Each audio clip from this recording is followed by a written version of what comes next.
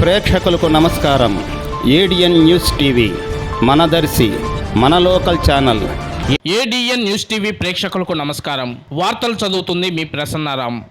దివంగత ముఖ్యమంత్రి వైఎస్ రాజశేఖర రెడ్డికు భారతదేశపు అత్యున్నత పురస్కారమైన భారతరత్న అవార్డు ఇవ్వాలని, అలాగే వైఎస్ రాజశేఖర రెడ్డి విగ్రహాన్ని పార్లమెంటు సెంట్రల్ హాల్లో ప్రతిష్ఠించాలని కోరుతూ బుధవారం దర్శి నగర పంచాయతీ పొదుల రోడ్లోని దర్శి వైఎస్ఆర్సీపీ ఇన్ఛార్జి బుచ్చేపల్లి శివప్రసాద్ రెడ్డి నివాస ప్రాంతంలో పల్నాడు జిల్లా చిలకలూరుపేటకు చెందిన భారతరత్న సాధన సమితి వ్యవస్థాపక అధ్యక్షులు సిహెచ్ భాస్కర్ రెడ్డి ఆధ్వర్యంలో సంతకాల సేకరణ కార్యక్రమం నిర్వహించారు.